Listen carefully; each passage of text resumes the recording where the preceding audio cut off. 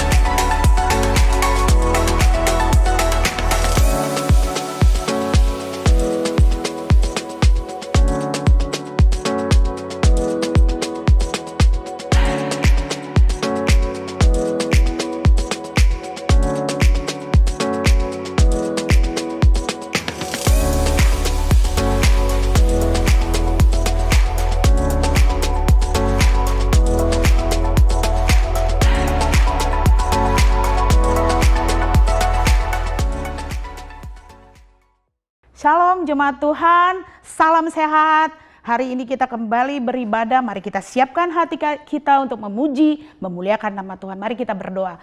Bapa di dalam surga, terima kasih Tuhan buat hari ini, karena Tuhan masih memberikan kami kesempatan untuk beribadah, memuji, memuliakan nama-Mu yang agung dan mulia. Berkati setiap kami Tuhan, berkati WL, singer, pemain musik, dan semua yang terlibat dalam ibadah ini. Berkati juga setiap jemaat-Mu yang ada di rumah kami masing-masing Tuhan.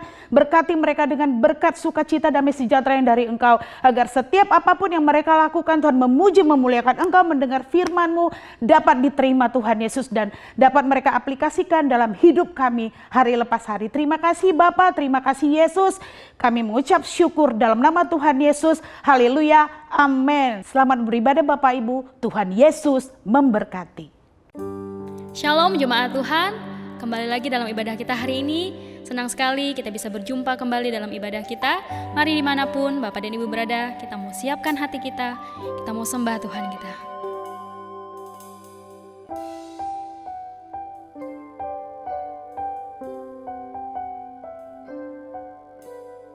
Terima kasih Yesus Tuhan, ya segala pujian dan hormat kemuliaan hanya bagi-Mu Tuhan.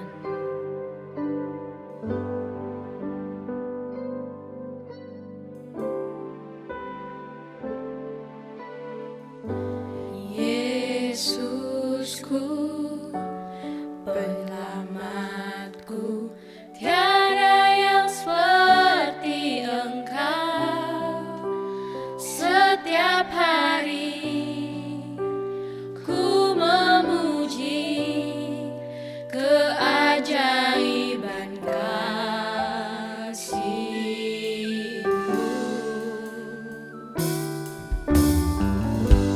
Penghibur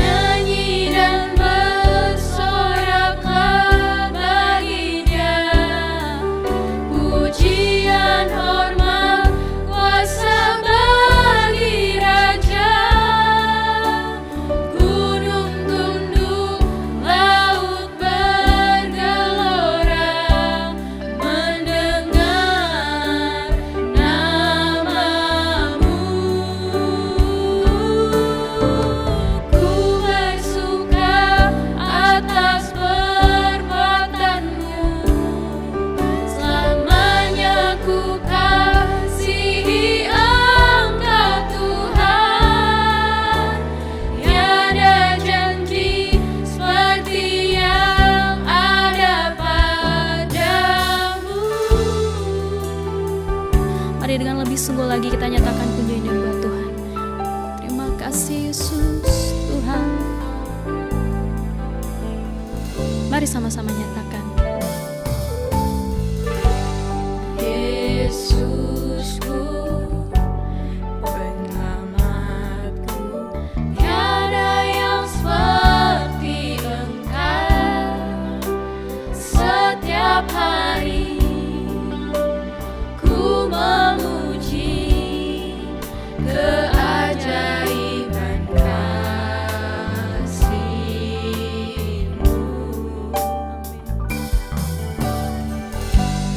Penghibur, pelindung, menara kekuatan, biarlah semua yang bernafas tak berhenti menyembah-Mu. Nyanyi dan bersoraklah bagi Dia, pujian hormat kuasa bagi Raja. Gunung tunduk, laut bergelora, mendengar nama-Mu. Ku bersuka atas perbuatan-Mu, selamanya ku kasihi Engkau Tuhan. Tiada janji seperti yang ada padamu. Mari dengan iman, dengan lebih sungguh lagi, sama-sama nyatakan. Nyanyi dan bersoraklah bagi Dia, pujian hormat kuasa bagi Raja.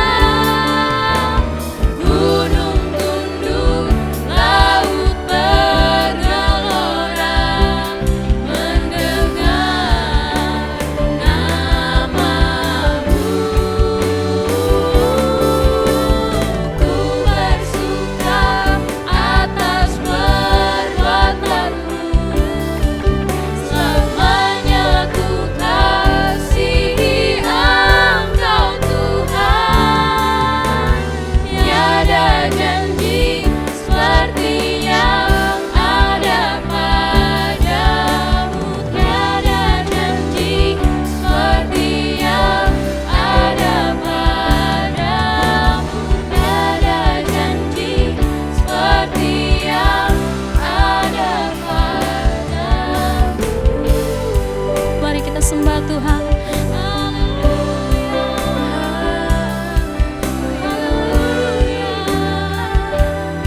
Nyanyi dan bersoraklah kasih Tuhan, sebab Kau yang layak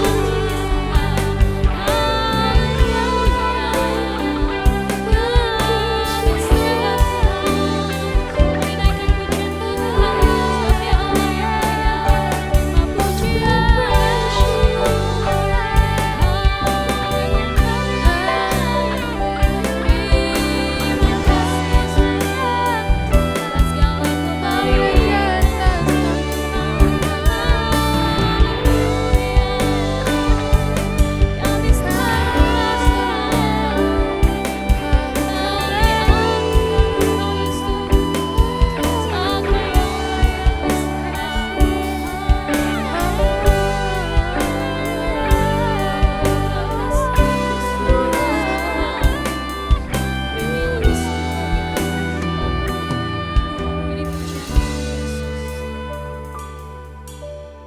Terima kasih Tuhan. Terima kasih Yesus. Nyanyi dan bersoraklah bagi Dia, pujian hormat kuasa bagi Raja. Gunung tunduk, laut bergelora, mendengar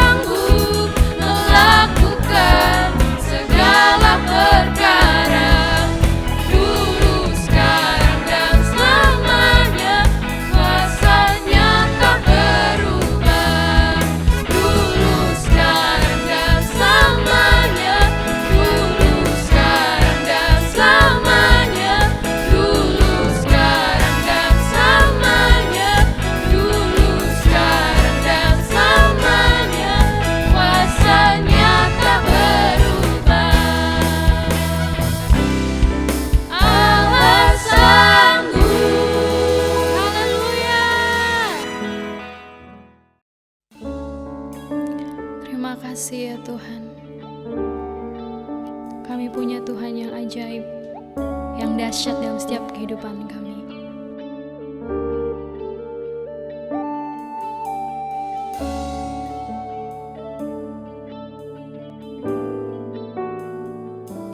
Ku hidup karena percaya Kau yang berjanji setia, pengharapanku selalu ada di dalam-Mu. Ku tidak akan menyerah meski dalam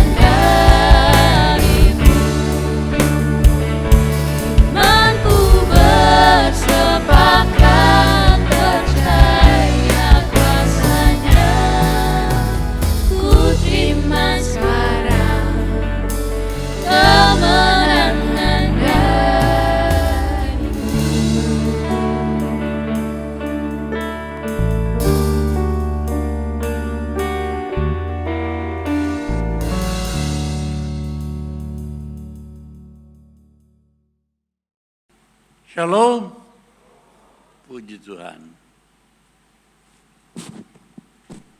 Anugerah Tuhan yang membuat kita boleh bertemu dalam keadaan baik dan sehat. 8 bulan saya bersembunyi di rumah, tapi Tuhan tetap pelihara. Tapi perlu saudara ketahui bahwa di Tasikmalaya kebaktian kita on-site, hadir senantiasa di gereja.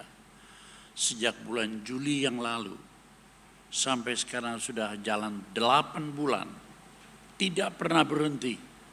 Tuhan jaga kami, Tuhan pelihara kami. Tidak ada satu pun yang sakit kena COVID di dalam gereja.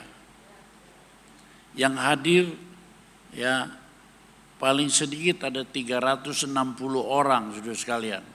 Tapi semua sehat, Tuhan pelihara. Puji Tuhan.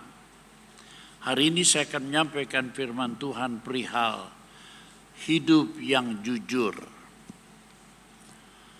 Saya cuma katakan bahwa kejujuran sejati itu, ya, next. Kejujuran sejati hanya ada apabila manusia itu beribadat kepada Tuhan dalam kekudusan dan dengan takut dan gemetar kepadanya. Di luar itu tidak akan pernah ada kejujuran.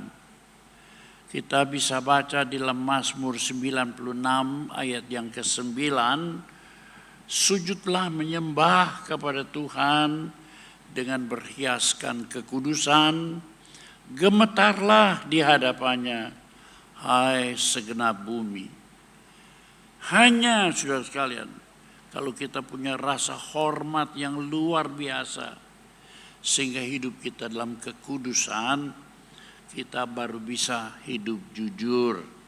Sebab kita harus membedakan bahwa apa yang dibuat manusia itu jujur, itu kepalsuan belaka.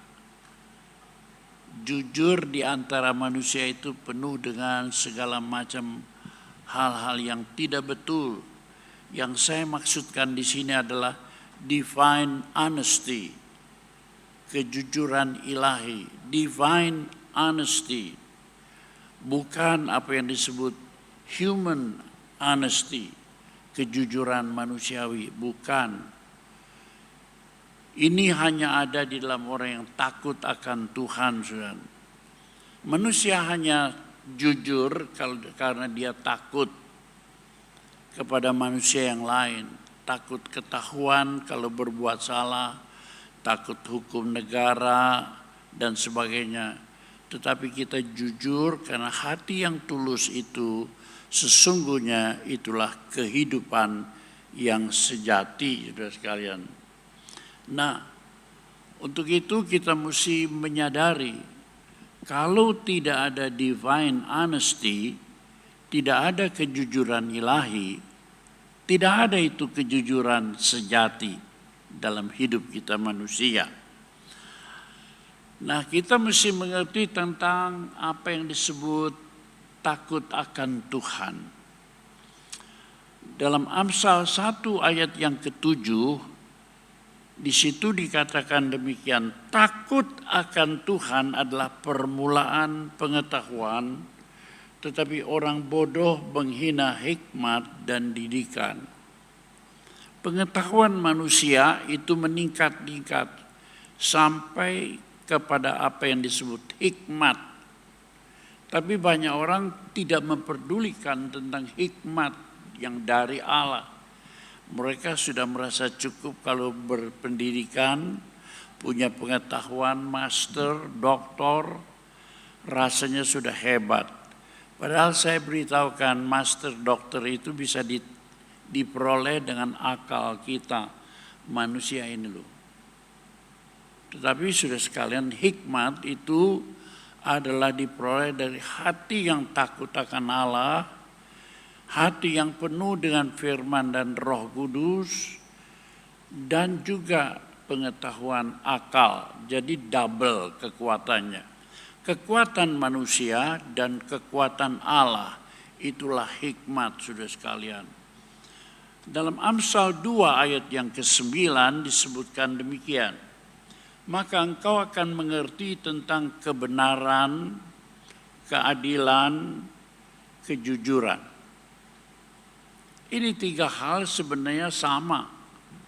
Kalau orang hidup benar, maka orang akan adil dalam tindakannya. Dan kalau orang adil itu, saudara sekalian, adalah orang-orang yang jujur.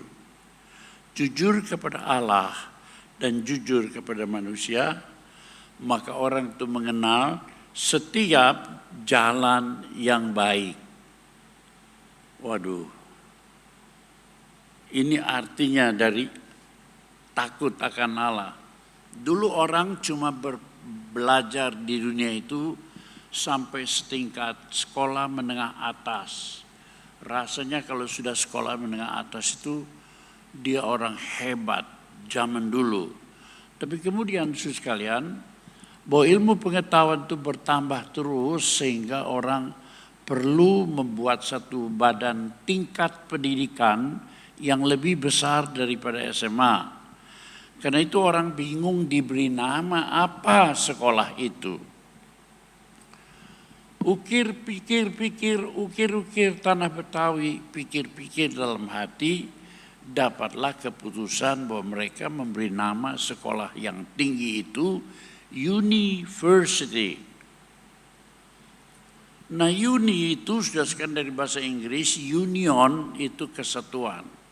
United seperti Amerika, United disatukan. University, first itu ayat. University berlandaskan satu ayat. Pernahkah saudara mengetahui bahwa orang mendirikan university itu berlandaskan satu ayat? Dan ayatnya itu yaitu tadi Amsal pasal 1 kembali ayat yang ke-7. Ya, ini dia ayatnya. University berlandaskan satu ayat, yaitu takut akan Tuhan adalah permulaan pengetahuan, terus meningkat sampai dapat hikmat.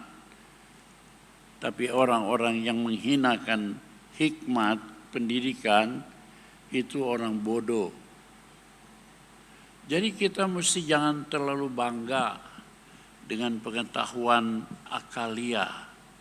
Saya orang yang terus menuntut ilmu. Saya belajar sampai ambil titel di Amerika, master. Tapi saya pikir orang yang dapat master, doktor, itu kalau tidak tahu buku di atas segala buku, buku yang diilhamkan oleh Allah, dia bukan apa-apa. Dia cuma master di kepalanya, tapi tidak master di hatinya. Kalau master di kepala kita ini berakhir di pintu kubur, 70 tahun, 80 tahun habis. Tapi kalau kita master, itu master dalam arti menguasai, hafal, dan sungguh-sungguh mengerti firman Allah, master the Bible, maka sungguhnya hati kita dapat hidup yang kekal selama-lamanya, saudara sekalian. Nah, itu sebabnya tadi coba kita lihat lagi dalam Amsal pasal 11 ayat 19. Siapa yang berpegang kepada kebenaran sejati itu menuju kepada hidup. Saya ulangi. Siapa yang berpegang kepada kebenaran sejati, ia menuju kepada hidup, yaitu surga. Tapi siapa yang mengejar kejahatan, dia menuju kematian, neraka.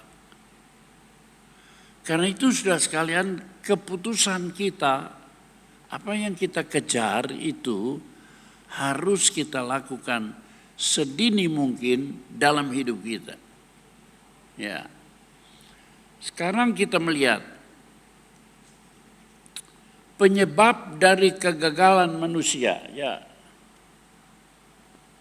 Untuk memperoleh kehidupan adalah ketidakjujuran baik kepada Allah maupun kepada manusia. Barangkali banyak orang heran ya, kenapa orang sudah sekolah tinggi, kerja banting tulang, semangat, tapi nasibnya sial saja. Kenapa? Ini kuncinya di sini. Manusia itu gagal baik dalam kehidupan dunia, apalagi dalam kehidupan kekal, itu adalah ketidakjujuran. Hatinya bengkok, tidak lurus. Ketidakjujurannya baik kepada Allah maupun kepada manusia. Di dunia kita selalu bicara tentang kejujuran, tapi yang kita katakan itu cuma human honesty, kejujuran manusiawi. Saudara harus mencari apa yang disebut divine honesty, kejujuran ilahi, di mana kejujuran itu dibentuk oleh Allah dalam firman dan Roh Kudus, sehingga pikiran dan perasaan Kristus diam dalam hati kita. Baru ada kejujuran sejati itu. Kalau tidak, kita akan gagal seperti yang ditulis Amsal 12 ayat 28. Di jalan kebenaran terdapat hidup, dan di jalan kemurtatan menuju maut. Kalau kita benar, hidup itu benar-benar kita peroleh. Hidup itu semangat, hidup itu spirit, hidup itu teguh. Saudara-saudara, ini orang tidak tahu tentang hidup itu. Ada orang cuma bilang hidup itu bernapas. Berapa banyak orang bernapas hidupnya loyo, saudara kalian. Tidak ada lagi semangat hidup. Tapi kalau kita sungguh-sungguh di jalan kebenaran terdapat hidup. Hidup itu penuh sukacita. Hidup yang sejati penuh damai. Hidup yang benar itu penuh gairah. Bukan cuma waktu muda. Tapi kita terus punya gairah, saudara-saudara. Saya sekarang mengatur jemaat-jemaat cabang di seluruh Indonesia, terus melalui online dan sebagainya. Tiap hari ada pekerjaan. Saya mendirikan jemaat antara lain di Nias. Ada gereja-gereja yang kita bangun di Nias, dan sebuah gereja yang besar bisa memuat gedung gerejanya 6 sampai 700 orang, saudara sekalian. Dan sekarang di Nias Selatan, di kota Teluk Dalam, ada orang yang berbakti tetap dalam zaman COVID ini, mereka berbakti tetap sampai 500 orang. Saya selalu ikut itu, saudara sekalian. Dan setiap minggu kedua mereka memutarkan khotbah yang saya tetapkan di seluruh cabang dari Nias sampai ke Mamuju, daerah Mamuju kita punya cabang juga, di Sulawesi, ya, Kalimantan, Sibolga, Kalimantan Tengah, Kalimantan Timur, Barat, ya, apalagi di Pulau Jawa. Saya tetap bersemangat, saudara. Itu arti hidup. Bukan hidup itu bernapas. Berapa banyak orang hidup loyo, saudara sekalian. Dia tidak mengenal di jalan kebenaran terdapat hidup. Firah, bersemangat, sukacita, gembira, optimis. Tidak tahu, waduh COVID, bagaimana ya COVID. Kita jangan ke gereja, katanya 60 tahun ke atas, temenang ke gereja. Siapa bilang itu? Dokter. Dokter itu manusia. Di Tasik itu sudah sekarang kita kebaktian. Udah 8 bulan ini, ada yang lebih tua dari saya. Namanya Ci Asong. Tukang jual pakaian bordir. Umurnya 83 tahun sudah sekalian. tukang jual rempeyek sekalian, itu umurnya 80 tahun. Ya, gagah-gagah, saya menuju 82.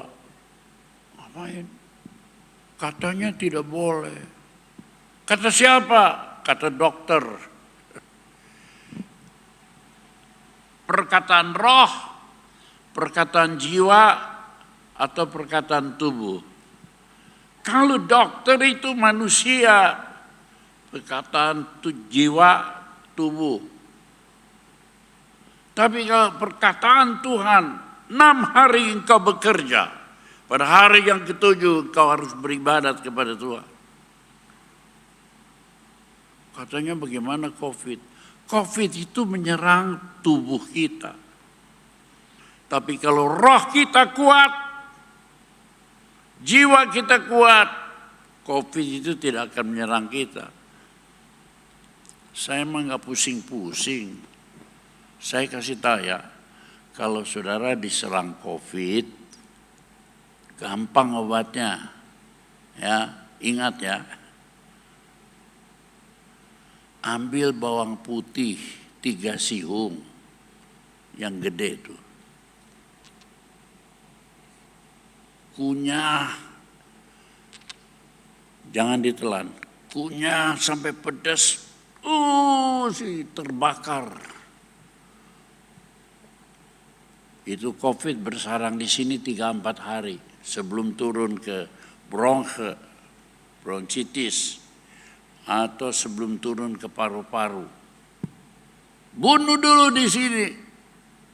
Besoknya 2 siung. Lusa 1 siung. 3, 2, 1. Saudara akan pasti sembuh dalam nama Yesus. Apa-apaan takut penyakit, saudara. Ingat ya. Kalau nggak percaya, ini orang tua. Saya ini berapa kali mau mati, rumusnya bawang putih. Dulu waktu saya muda, umur 20, di Jawa Timur pernah ada pabrik obat, perusahaan obat alami, namanya pabrik Bereal. Siapa tahu di Surabaya. Itu tukang beca di Jawa Timur, kalau demam, kalau sakit, kalau pilek, kalau flu, obatnya cuma 1, bawang putih. Maka itu sudah sekarang kita tuh kalau penuh iman, jangan susah-susah. Pertolongan Tuhan luar biasa. Penyebab manusia itu sudah sekarang gagal memperoleh kehidupan baik di dunia maupun kehidupan di sorga itu ketidakjujuran kepada Allah dan ketidakjujuran kepada manusia. Nah, sekarang penguji ketidakjujuran itu sudah sekalian mesti diuji. Kejujuran itu kepada Allah dan manusia ujiannya kalau zaman dulu disebut dengan rumus 3 tak. Sekarang saya lebih lagi 4 tak. Tak yang pertama itu harta. Ya, next. Berikutnya. Tak yang pertama itu harta. Ini keserakahan kepada harta kekayaan dunia. Tuhan itu punya saingan dalam hati manusia. Dalam istilah Alkitab, istilahnya mamon. Jadi siapa yang punya saingan itu, Allah itu punya saingan mamon. Mamon itu simbol harta kekayaan duniawi. Mana yang lebih besar dalam hidup saudara? Kalau Tuhan di atas, Kristen berkat. Kalau mamon di atas, Kristen kualat. Tidak ada pilihan lain. Pastikan dalam hidupmu, Anda seorang Kristen berkat, Tuhan di atas. Mamon itu perlu. Mamon itu kita taklukkan di bawah. Mamon itu berguna kalau di bawah kita. Uang itu, harta itu sangat berguna kalau di bawah kita. Tapi uang, harta itu kalau sudah menjadi tuan, maka itu sangat celaka. Kita jadi budaknya. Kita digiring seperti hidung dicocok ke dalam hawa nafsu oleh uang itu. Siapa bilang uang itu bawa bahagia? Uang itu bawa bencana dalam hidup. Berapa banyak manusia rusak karena uang, saudara sekalian. Jadi yang pertama itu harta, saudara sekalian. Allah atau mamon. Kenapa kita mesti peras tenaga, peras pikiran, peras kesehatan demi uang saja? Ada banyak orang kerja banting tulang, peras keringat, nggak tahu kesehatan. 3 hari yang lalu, hari Sabtu, ya, saya berhadapan dengan seorang muda, ya, kerjanya banting tulang, tapi tidak tahu arti kesehatan. Orang yang gitu tuh nggak panjang umur, hartanya dapat, umurnya pendek. Keseimbangan hidup mesti dijaga sehingga kita bisa menikmati hidup yang panjang, bisa melihat anak-anak kita, cucu-cucu kita. Saya ini berbahagia bukan karena hartanya, tapi keseimbangan itu diperoleh karena diberkati Tuhan. Mamon itu diberi Tuhan pada kita, tapi bukan untuk kita sembah, tapi kita pakai untuk memuliakan Tuhan. Mamon kita pakai untuk membagian hidup. Mamon kita pakai untuk mendatangkan kesehatan. Waduh, itu luar biasa, saudara. Nah, ini yang pertama itu, saudara, banyak orang ingin hidup harta, kekayaan. Dengan di situ, saudara, dia ingin membangun surga di bumi. Bikin rumah yang gede, bikin segala sesuatu besar, halamannya gede, padahal umurnya nggak panjang. Dia tidak bisa menikmati lama, sudah langsung dia pergi. Disinilah manusia bodoh dan tidak jujur kepada Allah dan kepada manusia. Tidak jujur juga kepada dirinya sendiri. Karena kita manusia itu umurnya singkat. Surat Yakobus berkata manusia itu umurnya singkat, ya, seperti uap, asap, hadir sebentar, tapi kemudian lenyap. Ya, manusia itu seperti rumput, kemuliaannya seperti bunga rumput. Rumput pun layu, ya, bunganya gugur, semuanya lenyap. Ya, tidak ada orang umurnya 1000 tahun. Nggak ada. Umur manusia singkat. Karena itu jangan mabok. Jangan gila harta. Jangan mata duitan. Orang yang mata duitan itu sudah sekalian berarti menempatkan mamon di tempat nomor 1. Tidak panjang umur. Tidak diberkati Tuhan. Yang membuat kita panjang umur itu, Amsal berkata, kekayaan adalah tangan kanannya, tangan kirinya panjang umur, saudara sekalian. Itu yang kita cari, saudara sekalian. Bukan harta. Akibat harta-harta itu manusia jadi tidak jujur. Tidak jujur. Amsal 11 ayat yang 1 dikatakan demikian. Neraca serong adalah kekejian bagi Tuhan. Siapa yang neracanya serong, itu keji bagi Tuhan. Neraca itu timbangan. Timbangan serong itu dibenci, dimurkai oleh Tuhan. Kita aja tidak tahu. Kalau kita beli bensin seolah-olah di pom bensin aman. Tapi di pom bensin itu neracanya banyak kali curang. Kalau kita beli 10 liter, dapatnya itu 9 liter lebih sedikit.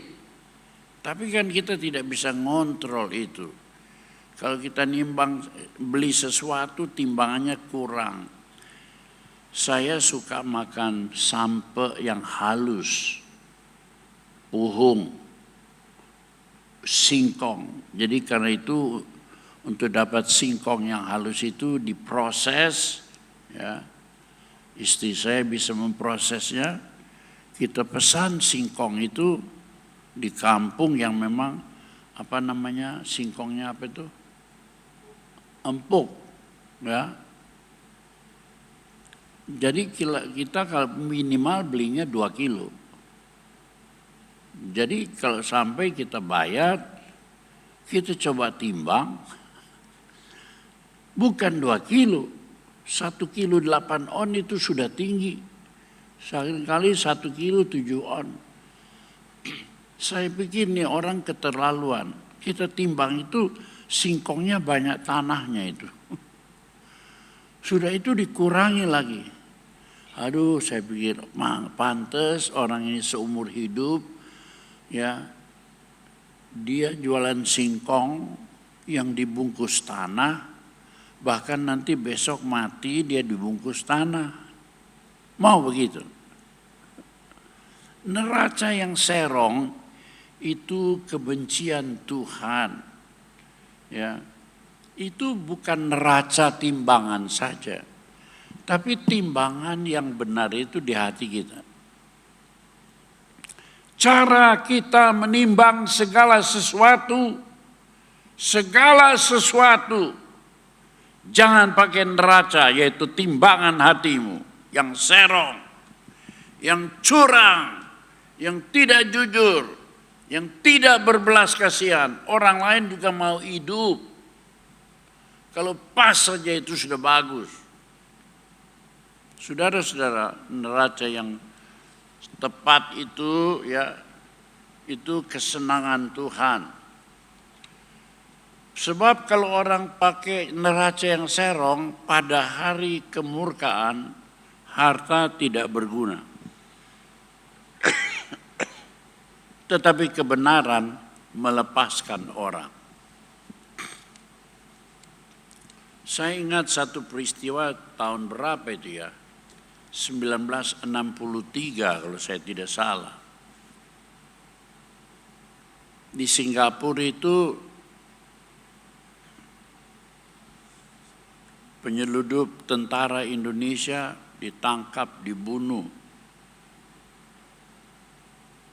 Lalu kemudian terjadi keributan anti Cina. 63 kalau saya tidak salah. Orang-orang Tionghoa rumahnya di Surabaya diserbu orang. Apalagi yang kaya raya.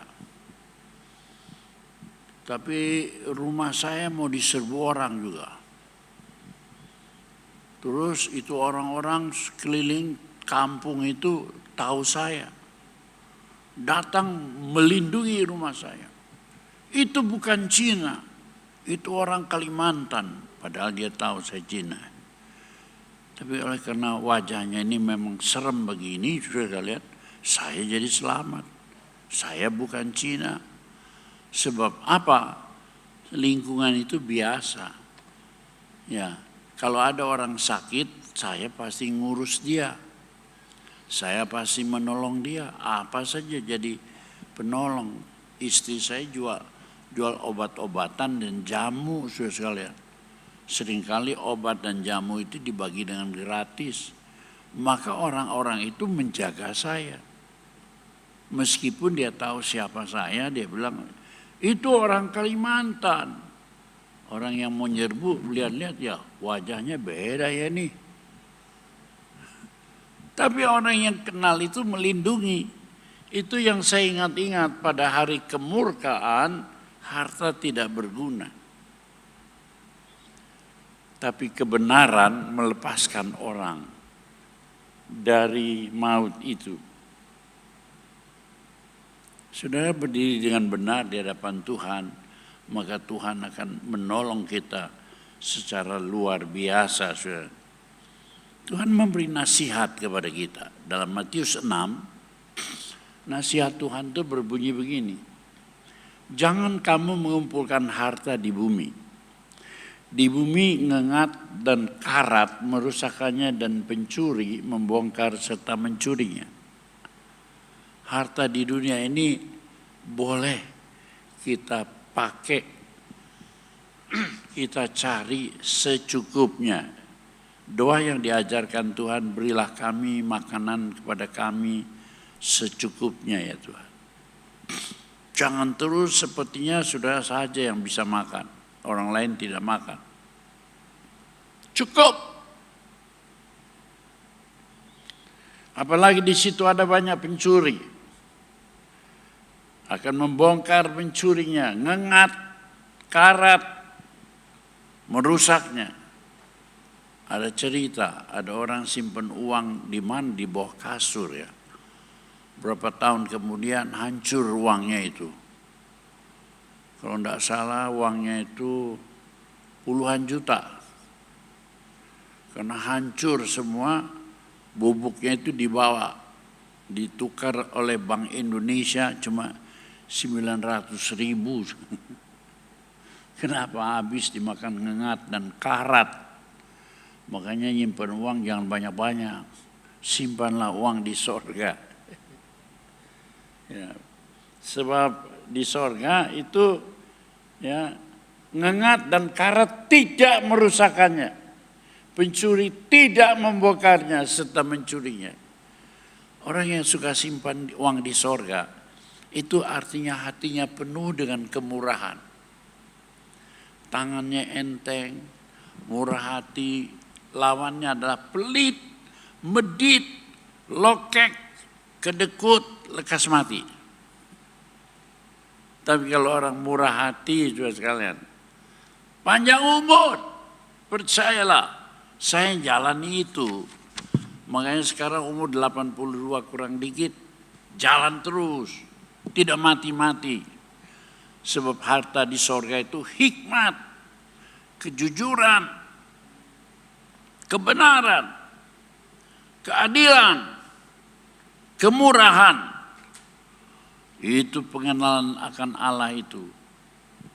Dan kita bukan hanya menjadi Kristen. Tidak perlu itu istilah menjadi Kristen. Tapi kita harus menjadi anak-anak Allah. Yang memberikan matahari kepada orang baik. Tapi juga kepada orang jahat. Angin diberikan Tuhan pada orang baik, tapi orang jahat. Kalau saudara bisa hidup seperti itu, saudara ini luar biasa. Itu sebabnya dalam Mazmur 24 ayat 4 dan 5 dikatakan demikian. Orang yang bersih tangannya dan murni hatinya, timbangannya yang benar, yang tidak menyerahkan dirinya kepada penipuan, lurus, dan yang tidak bersumpah palsu, dari dalam sampai keluar ngomongnya benar. Apa? 5. Dialah yang akan menerima berkat dari Tuhan dan keadilan dari Allah yang menyelamatkan dia. Kalau dengar menerima berkat, saudara ingat apa? Duit, harta. Berkat itu, waduh, luar biasa. Berkat kesehatan itu dahsyat harganya. Berkat keharmonisan hidup rumah tangga itu berkat yang besar. Saya sudah menikah 57 tahun. Hampir merayakan diamond wedding. Apakah istri saya sempurna? Apakah saya sempurna? Tapi saya diberkati Tuhan. Kenapa? Kalau istri saya banyak salah, saya cuma pikir, siapa yang tidak banyak salah di dunia ini? Semua juga punya salah. Saya juga punya salah. Tapi Tuhan beri berkat. Apa berkatnya? Kasih dan pengampunan. Itu berkat Tuhan luar biasa. Siapa di sini kalau istrinya salah, dimaki-maki, dijewer telinganya, digebukin, bertobat dalam nama Yesus. Itu sudah kehilangan berkat. Pertengkaran adalah awal dari segala bencana. Jadi suami istri itu jangan suka bertengkar. Itu awal dari bencana. Diam aja. Mengalah. Ya, supaya bencana itu jangan menimpa dalam hidup kita. Sebab disitulah Tuhan beri berkat, kesehatan, kekuatan, pernikahan yang baik, keluarga yang harmonis, anak cucu yang perkasa. Sudah tahu kekayaan saya sekarang apa? Saya punya buyut 2. Aduh. Sekarang saya mau tanya, kalau saudara punya cucu, tukang main hawa nafsu, tukang bohong, makan narkoba, bisa berbahagia gak singkong? Tapi orang yang diberkati Tuhan bisa melihat anak cucunya perkasa di bumi. Angkatan orang benar diberkati. Harta dan kekayaan ada dalam rumahnya. Kebajikan kekal untuk selama-lamanya. Mazmur 100 selusin, hafalin. Kalau saya bilang 112, saudara pasti lupa. Tapi kalau saudara Mazmur 100 selusin, dihafali ayat 1 sampai 5, dijalankan di hadapan Tuhan. Saya mau punya anak cucu buyut perkasa. Saudara akan diberkati Tuhan. Saya sedang mempersiapkan bahan bagaimana mendidik anak cucu kita mulai dari belum lahir. Nanti saya tayangkan video, ya. Lalu kemudian kalau sudah lahir, umurnya 6 bulan, umurnya 1 tahun, bagaimana mengajar dia? Ya, umurnya 1,5 tahun, gimana?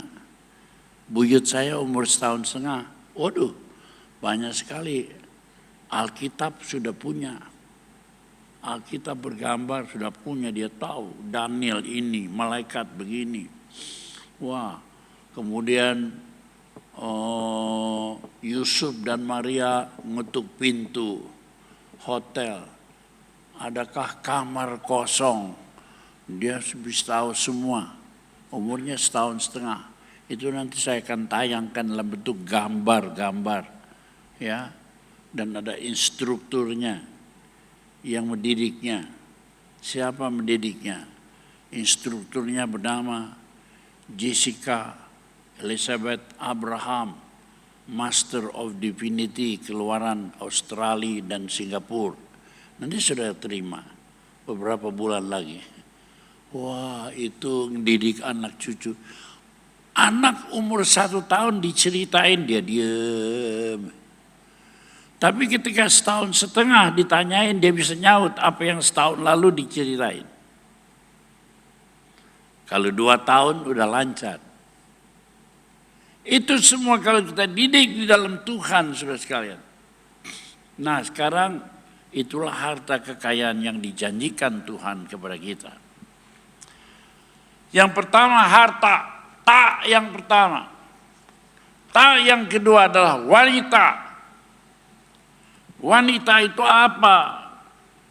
Maksudnya adalah pemuasan hawa nafsu kedagingan. Percabulan, perzinahan, persundalan. Yang disebut wanita itu sebab zaman dulu itu kalau yang nyeleweng itu selalu laki-laki. Nggak ada zaman dulu yang nyeleweng itu perempuan.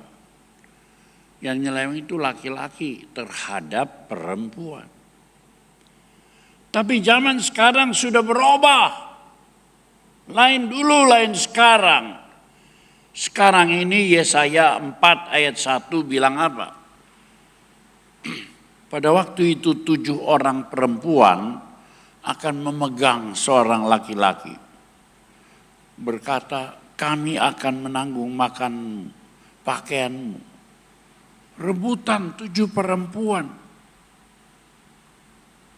Zaman sekarang itu begitu. Nggak percaya? Coba nonton RCTI. Coba nonton itu apa namanya yang cerita di RCTI? Gospot. Itu banyak laki apa banyak perempuan? Perempuan melulu. Yeremia 31 ayat 22. Berapa lama lagi engkau mundur maju? Hai anak perempuan yang tidak taat. Sebab Tuhan sudah menciptakan sesuatu yang baru di negeri. Perempuan merangkul laki-laki. Zaman sekarang yang nyerbu itu bukan laki-laki, perempuan.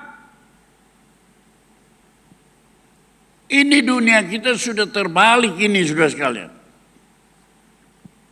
Apalagi kini bukan laki, bukan perempuan. Apa? LGBT. Apa itu LGBT?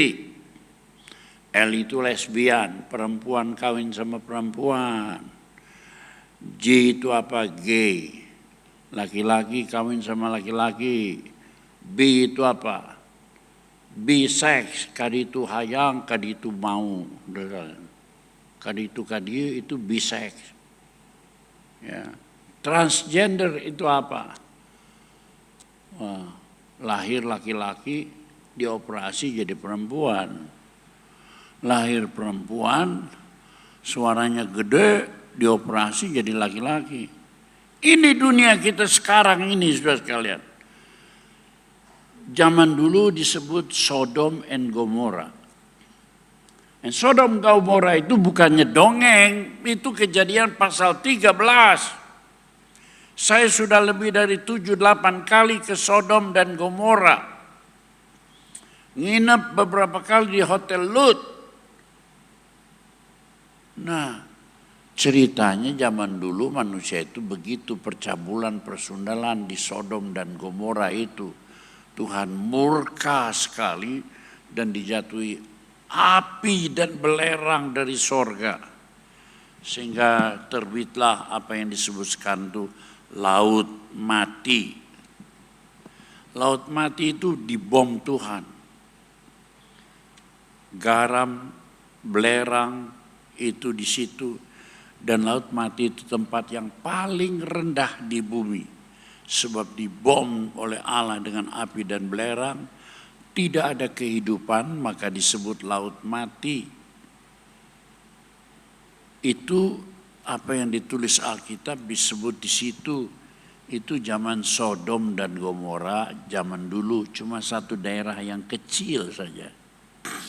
Karena penuh dengan percabulan, persundalan, ya. Sekarang ini sudah sekalian zaman LGBT itu bukan di Sodom Gomora, di seluruh muka bumi Sodom dan Gomora itu menyebar di mana-mana sudah sekalian. Benar itu. Saya kan tukang keliling dunia. Jadi saya tahu di Australia apalagi itu, waduh, itu negeri paling makmur untuk Sodom dan Gomora saudara sekalian. Zaman sekarang itu tiba-tiba saja ya Presiden Amerika yang baru Biden itu pendukung LGBT. Dia punya pegawai, dia punya menteri, staf-stafnya itu ya ada yang gay, ada yang lesbian, dipilih jadi menteri. Heran saya. Lalu kemudian dia umumkan nanti bulan Juni hari gay sedunia itu bendera LGBT, bendera gay harus diputar, harus dikibarkan di seluruh dunia dalam kedutaan Amerika di seluruh dunia. Bendera gay LGBT itu harus dikibarkan. Ini Biden, saudara. Jangan disebut kenapa Jadi begitu, dunia sudah mau kiamat. Kenapa begitu? Firman Allah sudah genap. Hal macam ini adalah ketidakjujuran kepada Allah dan kepada manusia. Melanggar kehendak Allah. Sebab maksud Tuhan adalah Roma 13 ayat 13 berkata demikian. Mari kita hidup dengan sopan seperti pada siang hari. Jangan dalam pesta pora, kemabukan, jangan dalam percabulan dan hawa nafsu. Ya. Jangan dalam perselisihan dan iri hati. Firman Tuhan menghendaki yang lurus, yang jujur, yang benar. Jangan dalam percabulan, persundalan.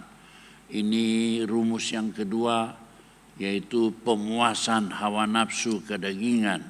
Ini dilanggar oleh manusia. Itu sebabnya saya kata ketidakjujuran kepada Allah. Kalau yang pertama tadi harta, yang kedua wanita, pemuasan hawa nafsu. Yang ketiga tahta. Apa yang dicari manusia sekarang? 1 Yohanes 2 ayat 9. Bahwa apa yang ada di dalam dunia itu cuma 3. 1, keinginan daging. 2, keinginan mata. 3, kesombongan. Saudara cari aja seluruh dunia ini. Putar-putar manusia di mana-mana cuma 3. Keinginan daging, hawa nafsu. Keinginan mata, ayo lihat. Apa saja gak pernah puas. Ini mata gak pernah puas. Dan yang ketiga kesombongan. Tapi Alkitab menyatakan itu akan segera lenyap. Tetapi orang yang melakukan kehendak Allah akan tinggal tetap selama-lamanya. Jadi saudara sekalian, kita mesti mengerti tentang ini. Yang ketiga adalah tahta. Yang ketiga adalah tahta. Haus akan kedudukan dan kemuliaan dunia. Wah, gengsi, sombong, kasih tunjuk gua hebat.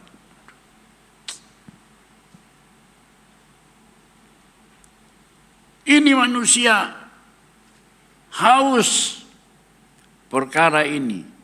Amsal 11 ayat 2 dikatakan, jika keangkuhan tiba, tiba juga cemooh, celaan, teguran. Tetapi hikmat ada pada orang yang rendah hati. Kalau punya rumah yang bagus, jangan disombongkan. Saudara kalau punya rumah ya, dalamnya boleh bagus ya.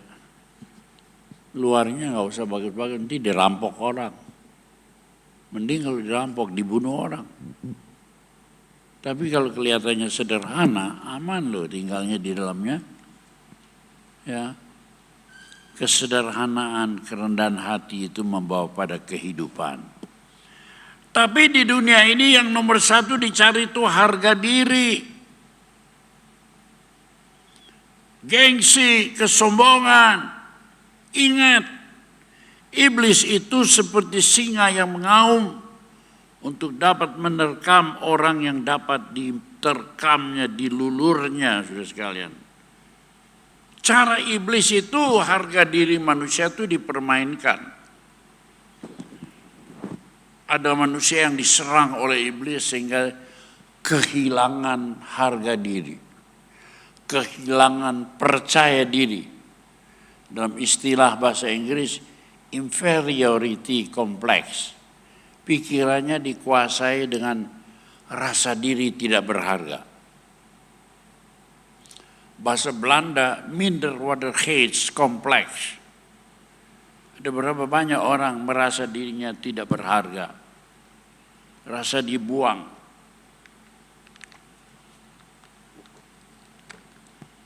Tetapi ada juga orang yang dibuat iblis rasa sombongnya berlebihan.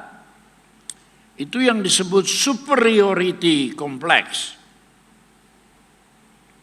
Superiority complex itu ingin terus maju. Kalau boleh dia menjadi seperti Allah. Karena itu bisikan setan. Kalau kamu makan buah ini kau akan jadi seperti Allah. Itu di dunia ini manusia kegilaan ingin jadi seperti Allah itu banyak sekali. Ini yang disebut sakit jiwa, superiority complex. Jadi ingat ya, iblis itu menipu Anda kalau bukan diinjak ke bawah, dibuatnya minder, rendah diri, diangkatnya ke atas, dibuatnya sombong. Nah, kita melihat dalam Injil Matius pasal yang keempat, kisah Tuhan Yesus dicobai oleh iblis. Dibawanya ke padang belantara, percobaannya terhadap Yesus. Yesus, kalau kau betul anak Allah, kau kan anak Allah, cobalah, buatlah batu ini menjadi roti. Bisa nggak?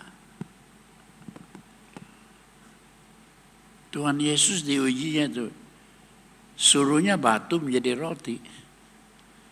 Maksudnya lu kagak bisa, lu nggak mungkin, diinjak ke bawah. Ya, Yesus diinjak, dihina-hina. Karena Allah coba bikin batu jadi roti. Tapi Tuhan Yesus tidak meladani iblis. Cuma dia pakai ayat 3 dan ayat 4. Dia berkata, ada tertulis, hidup manusia bukan cuma dari roti, tapi dari firman Allah. Artinya saudara sekalian, bukan hal makan minum, itu yang paling penting, bukan. Mentaati firman Allah. Supaya kita bisa hidup. Kita gunakan, ada tertulis. Iblis kalah, nggak bisa injak kita. Tidak berhasil menginjak, lalu kemudian iblis membawa Yesus ke atas bubungan bait Allah. Bait Allah itu tinggi besar, puncaknya bubungannya Yesus itu ada di atas sana, dan dia berkata, kau anak Allah, jatuhkan dirimu dari atas ke bawah. Ada tertulis malaikat akan menjaga sehingga kakimu tidak terantuk. Kali ini sudah sekalian dibawanya ke atas, ditiup-tiupnya supaya kita sombong. Kita ada di atas nih, kita dijaga malaikat nih. Gua anak Allah nih. Lihat, itu cara iblis membuat manusia jadi rasa dirinya super. Kalau tadi membuat manusia minder sehingga tidak percaya diri. Sekolahnya bisa pinter, sarjana, tapi hatinya kecil. Otaknya besar, hatinya kecil. Di sini manusia yang kedua sudah dibuatnya supaya hatinya itu sombong. Tapi ada tertulis. Di situ dijawab, ada tertulis, jangan kamu mencobai Tuhan Allahmu. Lawannya dengan firman. Kalau saudara sebagai orang Kristen yang terus membaca firman Tuhan, terus mendalami firman Tuhan, setiap hari membaca itu, maka saudara akan dapat melawan kuasa-kuasa jahat itu. Tapi kalau saudara terus duniawi, Anda ditelan oleh setan. Melalui dagang bisnismu, Anda dibuat sombong. Atau Anda dibuat minder, tidak laku dagangannya. Nah, kalau sudah dua perkara itu tidak berhasil, iblis bawa lagi ke gunung yang paling tinggi. Lalu dia bilang, lihatlah dunia ini. dengan segala kemegahan dan kecantikannya. Semua itu dunia keindahannya aku beri kepadamu, asal kamu sujud menyembah aku. Iblis minta disembah. Iblis minta disembah. Saudara-saudara, hal yang ketiga yang menguji hati manusia itu keindahan, kehebatan dunia mau diberikan lagi pada kita.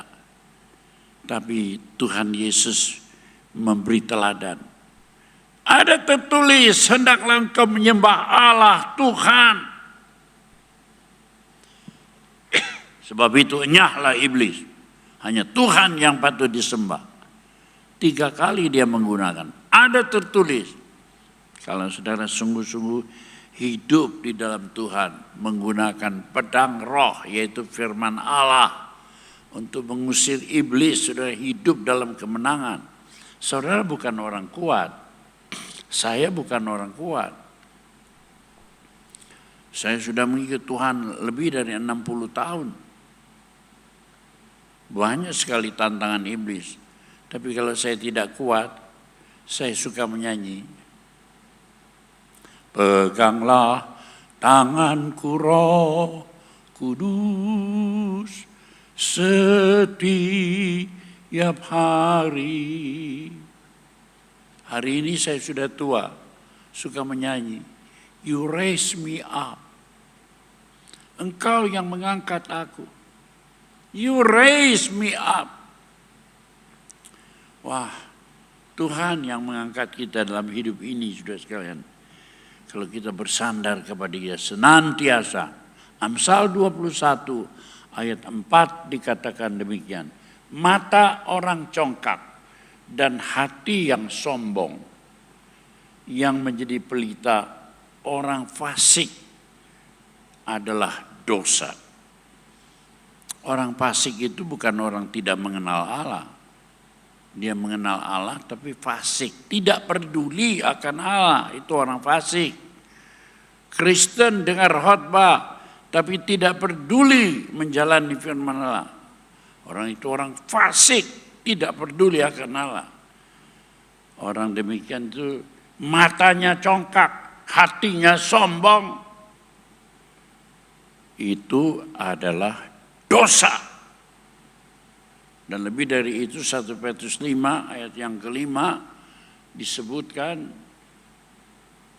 Allah menentang orang yang congkak tetapi mengasihani orang yang rendah hati. Kalau saudara punya anak cucu, jangan nomor 1 dididik sekolah pinter hebat. Nomor 1 didiklah karakter. Tahun ini gereja kita itu ya membangun karakter. Building karakter building sepanjang tahun. Sebab ini harta kekayaan yang besar. Supaya kita tidak terjerumus dalam kesombongan dan kemudian dimusuhin oleh Allah. 3 perkara. Harta, keserakahan. Wanita, simbol keserakahan hawa nafsu. Tahta, haus kedudukan dan kemuliaan. Maka saya sampai kepada tak yang kelima. Buta. Apa yang saya maksudkan? Kalau manusia itu mengejar 3 tak, yang pertama yaitu harta. Haus dengan dunia dan kekayaannya. 2, pemuasan hawa nafsu kedagingan. Percabulan, persundalan. 3, haus kedudukan, kemuliaan, kehormatan, gengsi. Ini saja yang saudara haus, 3 perkara ini. Itu mengakibatkan mata rohani Anda buta. Dan tempat yang terbaik cuma 1, neraka. Sebab kau sudah menjadi orang titik buta. Suara Roh Kudus, suara firman Allah tidak lagi didengar. Sampailah manusia itu kepada kebutaan rohani. Itu yang disebut dalam Yesaya pasal 6 ayat yang ke-10. Demikian bunyinya. Buatlah hati bangsa itu keras. Orang yang telah begitu tadi hatinya jadi keras. Buatlah telinganya berat untuk mendengar. Mendengar sih mendengar. Tapi yaitu seperti tidak mendengar. Buatlah matanya melekat tertutup, melihat tapi buta. Buta perkara rohani, buta terhadap kehendak Allah. Dan dengan telinganya. Dan mengerti dengan hatinya. Buta matanya dan mendengar dengan telinganya. Dan mengerti dengan hatinya. Saudara, buatlah itu semua. Matanya buta, telinganya tuli, ya semuanya. Artinya manusia sampai kepada titik terakhir, yaitu tidak lagi mengenal perkara rohani. Oh, ini kesialan terbesar, saudara sekalian. Bagaimana kita bisa tahu kalau manusia kena penyakit ini? Bagaimana kita bisa tahu bahwa ini penyakit akhir manusia? Tempat yang paling cocok adalah neraka bagi dia. Gampang saja. Kita lihat dari mulut bicaranya. Bualnya, dongengnya, kata-katanya yang liar. Ini lidah. Ini bisa kita ukur orang itu ada di mana. Kita baca Yakobus pasal 3 ayat 8. Tetapi tidak seorang pun yang berkuasa menjinakkan lidahnya. Saya ulangi. Tidak ada orang yang berkuasa menjinakkan lidahnya. Ini lidah liar. Lidah itu adalah sesuatu yang buas. Supaya saudara mengerti. Ciri-cirinya orang yang sudah rusak. Lidahnya buas. Yang tidak terkuasai. Tidak lagi bisa dikendalikan. Ngomong cemplang-cemplung seenaknya. Bunuh orang seenaknya. Enggak rasa. Tuhan bilang kalau kita bicara selalu membangun. Tapi orang yang sudah rusak ini kalau bicara selalu menggugurkan orang. Membunuh orang. Merugikan orang, mematahkan semangat orang.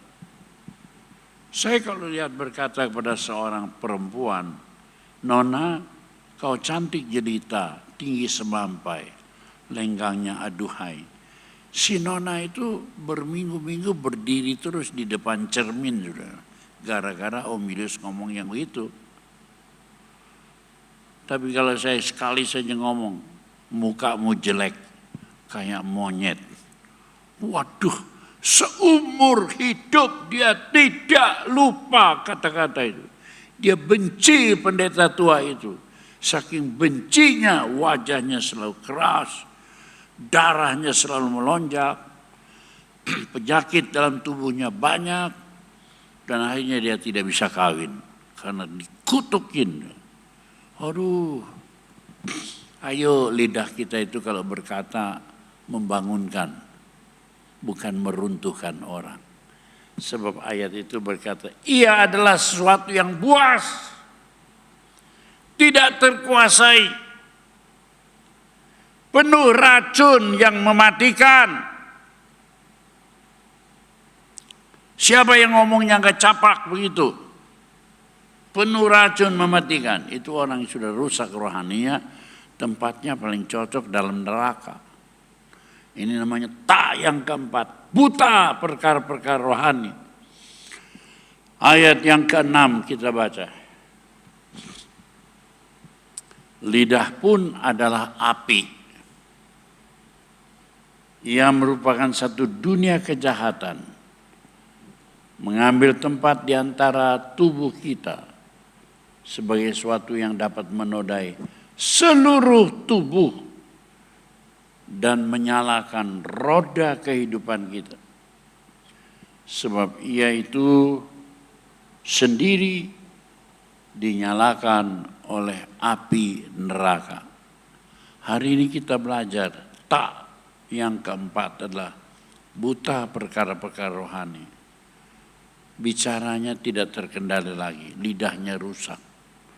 Dan Tuhan bilang, dan dia sendiri akan dibakar, dinyalakan oleh api neraka. Sebab itu kita mesti sadar tentang ketulusan, kejujuran di hadapan Allah. Ingat siapa kita manusia. Coba pulang ke rumah nanti baca kitab Nabi Yeskil.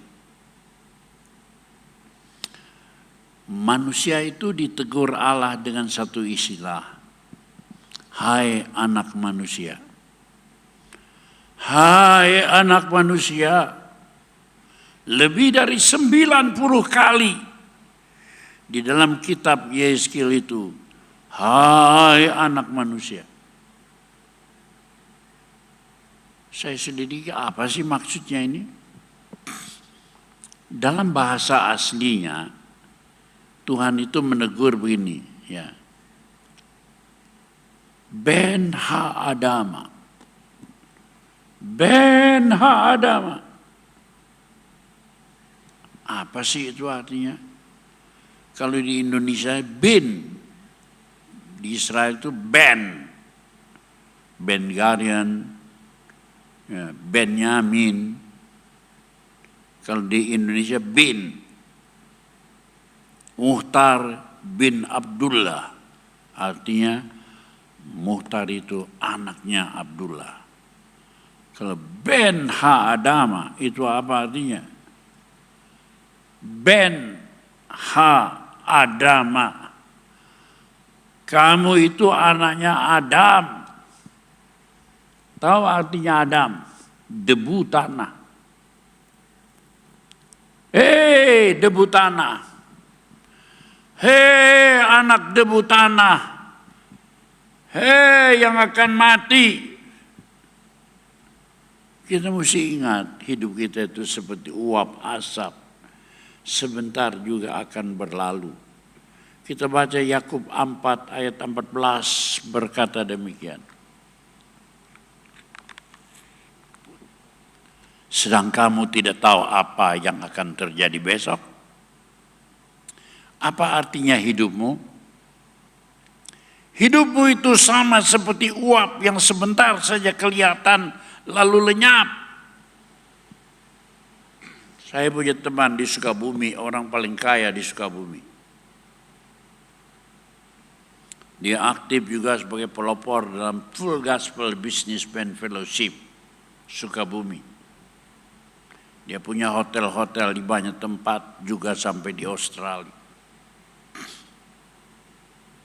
Dia orang kaya, piknik bersama anak cucunya ke Bali. Senangnya bukan main, saya punya foto-foto waktu piknik. Tapi di Bali dia kena COVID. Suami kena COVID, istri kena COVID. Anak cucu ada beberapa orang kena COVID. Pulang meninggal dunia. Saya itu teman. Saya berlinang air mata. Betapa hebatnya orang kaya begitu. Tapi pergi dengan sia-sia. Dimakan COVID lagi. Aduh. Air mata ini rasanya mau menetes. Kering. Sedih. Saya ingat. Ben ha Adama. Siapa sih yang tidak mati? Dia masih tahu pahlawan Perancis yang menaklukkan seluruh Eropa. Siapa namanya? Napoleon Bonaparte.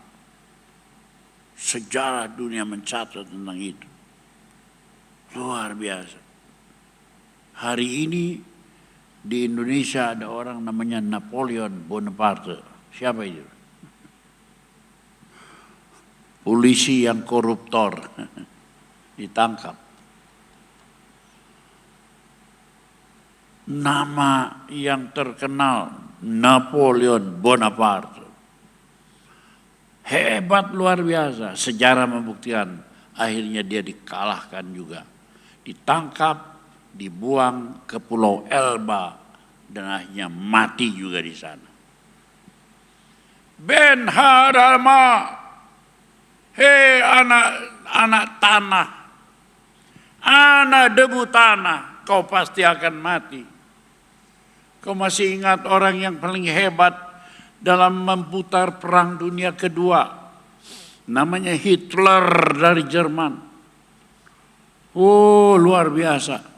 Dunia berperang, dia kongkolan sama Jepang, Hirohito. Dia kongkolan sama Italia, Mussolini. Dunia dibuat gaduh dalam perang dunia kedua. Luar biasa. Tapi kemudian kita lihat, Hitler juga kalah perang, mati bunuh diri, sembunyi dalam goa, ngebom dirinya bersama Eva Gardner, gundiknya itu, mati juga. Ben Hadama, siapa itu Mao Zedong, pemimpin laskar komunis Tiongkok, semua orang menganggap dia dewa. Tapi pada waktu dia mati, saya dengar ikuti upacaranya. Maka pemimpin Tiongkok yang kemudian berkata, Mao Zedong ternyata bukan dewa. Dia anak manusia yang mati juga. Siapa yang tidak mati, saudara sekalian? Aduh, hari ini saudara sekalian, hari-hari ini merupakan hari ulang tahun daripada Ibu Dewi Soekarno Putri. Sudah masih ingat Soekarno punya bini gundik paling muda, orang Jepang, namanya Soekarno Putri, Dewi Soekarno Putri. Umurnya hari ini 81 tahun. Lebih muda dari saya sedikit.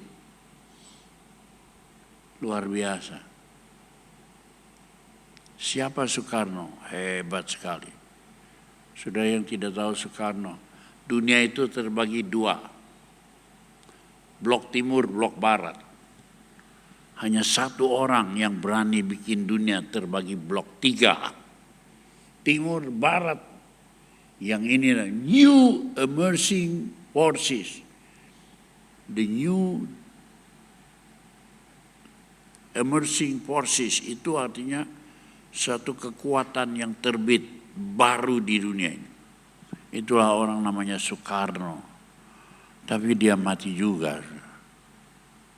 Mati juga. Saya cerita ini ingat sebab di HP istri saya lihat bini mudanya lagi bergoyang ulang tahun. Saudara-saudara, siapa yang tidak mati? Ben Hadama. Karena itu ayat yang paling bagus kita ingat adalah Kisah Rasul pasal 3 ayat 19. Karena itu sadarlah dan bertobatlah.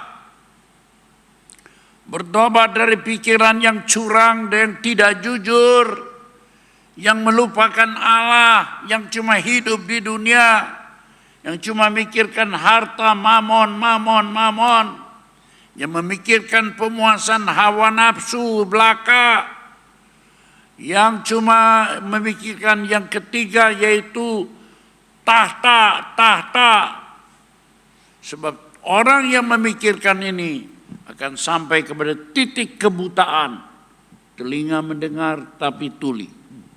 Mata melihat tapi tidak menanggapi. Semua itu menjadi mati rohaninya. Karena itu sadarlah. Bertobatlah. Supaya dosamu dihapuskan.